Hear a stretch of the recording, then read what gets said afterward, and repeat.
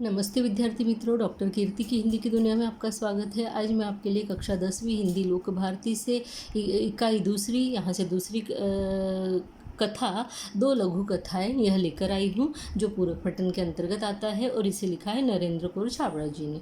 ठीक है, आइए हम देखते हैं इनके परिचय को। इनका परिचय इस तरीके से, नरेंद्र कौर छाबड़ा जानी मानी कथाकार है। ठीक है, कहानियों के साथ साथ आपने बहुत सी लघु कथाएं भी लिखी है और आपकी लघु कथाएं विभिन्न पत्र पत्रिकाओं में नियमित रूप से स्थान पाती रहती है। प्रमुख कृतियाँ हैं इनकी मेरी चुनिंदा लघु कथाएं। ठीक है, आपने अभी इनको देखा। यहाँ पर अब गद्य संबंधी हम देखते हैं कि इस गद्य के अंदर आखिर है क्या। तो यहाँ दो लघु कथाएं दी गई हैं। पहली लघु कथा है कंगाल और दूसरी का नाम है सही उत्तर। तो प्रथम लघु कथा में लेखिका ने यह दर्शाया है कि जब हम बड़ी दुकानों, मॉल, होटलों में जाते हैं तो कोई मोल भाव नहीं करते हैं ना, चुपचाप पैसे दे के सामान लेकर चले आते हैं। इसके उलट जब हम रेहड़ी वालों, फेरी वालों से सामान खरीदते, अर्थात सामान गाड़ियों पर लेकर खड़े रहने वालों से हम सामान खरीदते तो मोल भाव करते हैं। हमें इस सोच से बचना चाहिए। दूसरी लघु कथा में लेखिका ने जो है रिश्वतखोरी, भ्रष्टाचार पर करारा व्यंग्य किया है और यहाँ लेखिका ने दर्शाया है कि सत्य का पालन ही लक्ष्य तक पहुँचने में सहायक सिद्ध होता है। सत्य के साथ में हम अपने लक्ष्य को आसानी से प्राप्त कर सकते हैं, चाहे देर ही क्यों ना हो, है ना। अब हम लोग पहली कथा जो है कंगाल, इसका अर्थ आज हम देख लेते हैं कि किस तरीके से इसकी व्याख्या देखते हैं। कंगाल नाम से आपको समझ में आता है, कंगाल यानी जिसके पास कुछ भी ना हो वो कंगाल। इस वर्ष बड़ी भीषण गर्मी लग रही थी। भीषण यानी भयानक गर्मी, है ना। दिन तो अंगारे से तपे रहते ही थे, रातों में भी लू और उमस से चैन नहीं मिलता था। अंगारे यानी आग के समान, दिन जो है आग के समान तप रहे थे, रात जो है एकदम उमस से भरी थी, यानी हवा भी नहीं चल रही थी। ऐसी उमस से भरी हुई रात में चैन भी नहीं मिल रहा था। सोचा इस लिजे और घुटन भरे मौसम से राहत पाने के लिए कुछ दिन पहाड़ों पर बिताए। अब सोचा कि इस गर्मी से जो है गंदी सी गर्मी, जो चिपचिपी सी गर्मी है, इससे राहत पाने के लिए क्यों ना कुछ समय के लिए पहाड़ों पर चला जाए, क्योंकि पहाड़ों पर क्या ठंडक होती है। अगले सप्ताह ही पर्वतीय स्थल की यात्रा पर निकल पड़े। अब वे अगले सप्ताह ही, नेक्स्ट वीक में ही जो है पर्वतीय स्थल की यात्रा पर निकल गए, यानी पहाड़ की यात्रा पर निकल गए। 2-3 दिनों में ही मन में सुकून सा महसूस होने लगा। जब वहाँ रहे तो 2-3 दिन में उन्हें बड़ा सुकून महसूस हुआ, अच्छा लगा, है ना। मन को जो है राहत मिली, सुकून यानी राहत। वहाँ का प्राकृतिक सौंदर्य, हरे भरे पहाड़ गर्व से सीना ताने खड़े, दीर्घता सिद्ध करते वृक्ष, पहाड़ों की नीरवता में हल्का सा शोर कर अपना अस्तित्व सिद्ध करते झरने मन बदलाव के लिए पर्याप्त थे।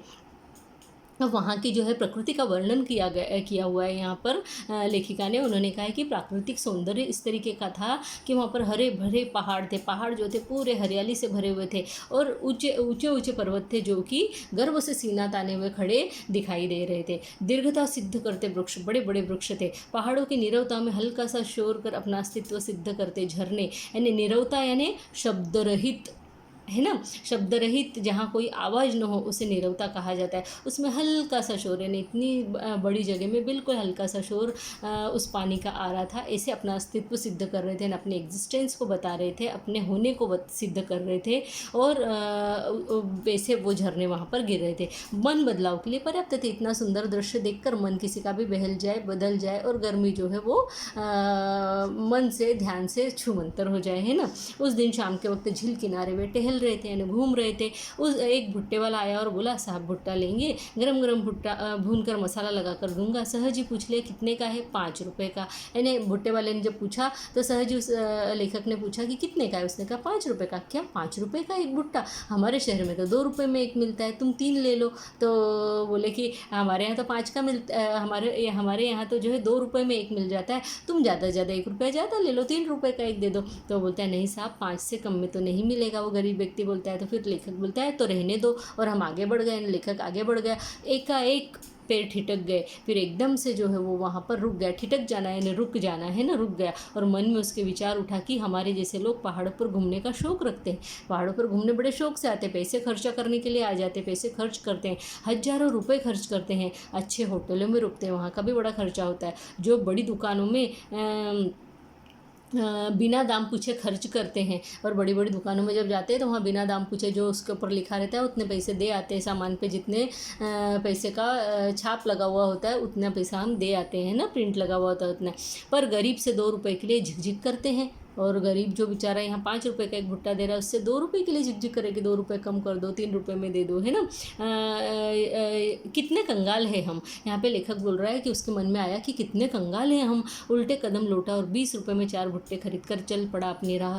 अब मन सुकून अनुभव कर रहा था। तभी फिर जो लेखक है वो वापस आया, उसने भुट्टे वाले से जो है 4 भुट्टे यानी 5 रुपये का एक, ऐसे 20 रुपये के 4 भुट्टे खरीदे। अब उसके मन को ज़रा राहत मिल रही थी, उसको अच्छा लग रहा था, अच्छा फील वो कर रहा था कि हाँ मैं किसी के मतलब जिसको जो कीमत देना थी उसको मैंने दी। बड़ी बड़ी दुकानों में दे आते थे, यहाँ 2-4 रुपये के लिए क्यों हम लोग हुज्जतबाजी करें, है ना। अगली कविता अगला यहाँ पे कहानी है सही उत्तर। सही उत्तर कहानी को देखिए आप। अब तक वह कितने ही स्थानों पर नौकरी के लिए आवेदन कर चुका था।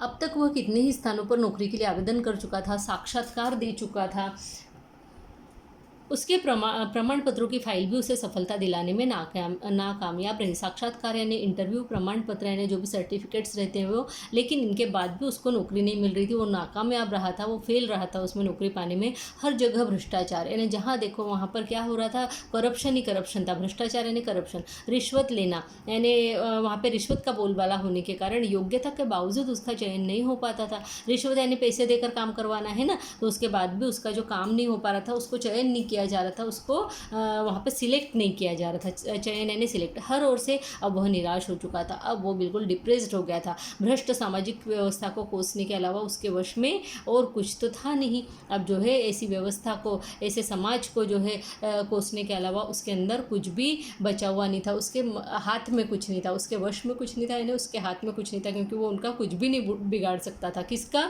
भ्रष्ट सामाजिक व्यवस्था का, यानी करप्टेड जो सोसाइटी थी उसका, है ना। आज फिर उसे साक्षात्कार के लिए जाना है। आज फिर उसको किसके लिए जाना है? इंटरव्यू देने के लिए जाना है।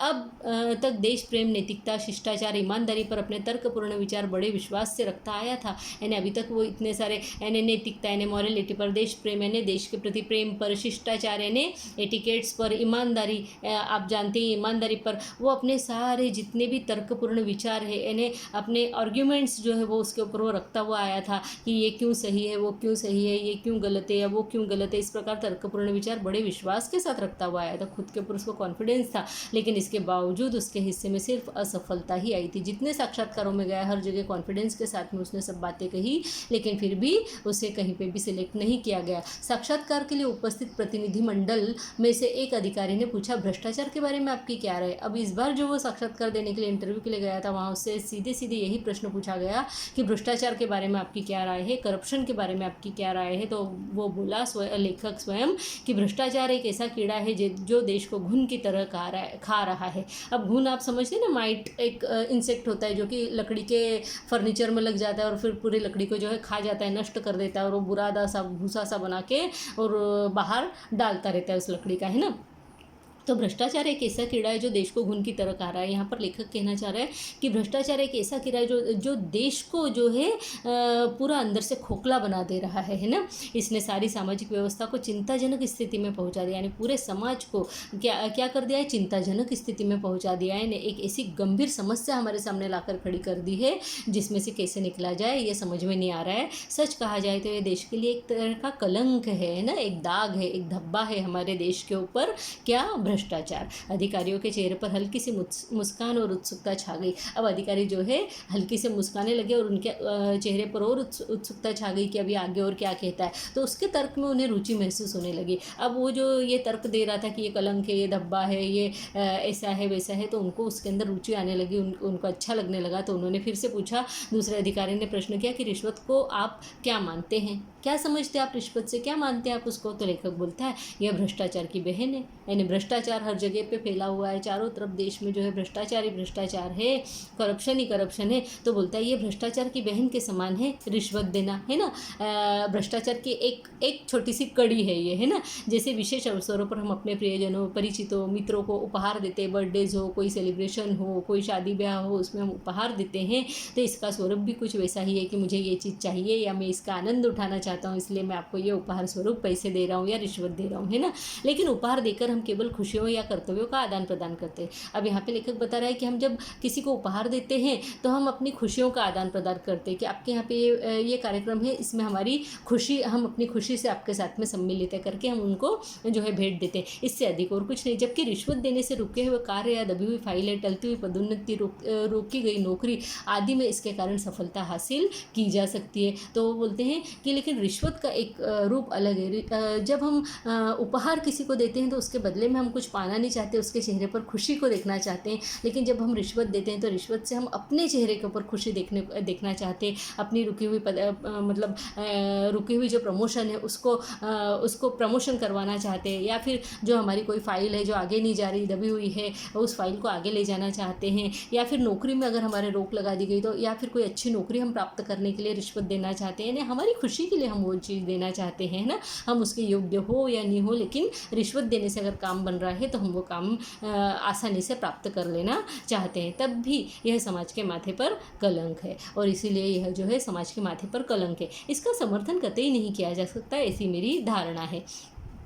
लेखक बोलता है इसका तो समर्थन करा ही नहीं जा सकता, इसका पक्ष नहीं लिया जा सकता, समर्थन यानी पक्ष लेना है ना, इसका पक्ष नहीं लिया जा सकता, इसको सपोर्ट नहीं किया जा सकता, ऐसी मेरी धारणा है, ऐसा मेरा मानना है। धारणा यानी मानना या विचार है ना।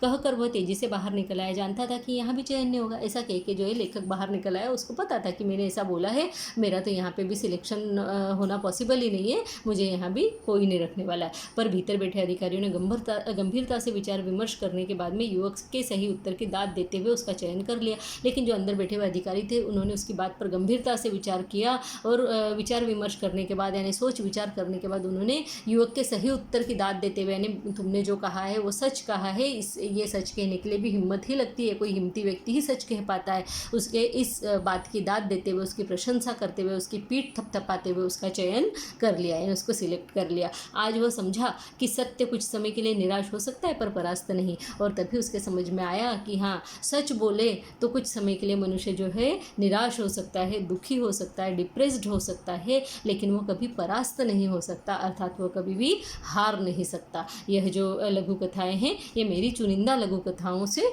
ली गई है, और आपको ये अच्छी तरह से समझ में आ गई होगी, यही मुझे पूरी तरह से उम्मीद है। अगर आपको इसमें अर्थात 2 कथाएं जो है ये पूरक पठन में अगर आपको कुछ भी समझ में नहीं आया हो तो आप मुझसे कमेंट बॉक्स में लिखकर पूछ सकते हैं। कोई भी परेशानी होगी मैं आपकी वो परेशानी दूर करने के लिए सदैव तत्पर हूँ। कमेंट बॉक्स में कमेंट लिखिए, मेरे चैनल को लाइक कीजिए, सब्सक्राइब कीजिए, और हो सके तो बताइए कि यह आपको कैसा लगा, शेयर भी ज़रूर कीजिए। धन्यवाद, नमस्ते।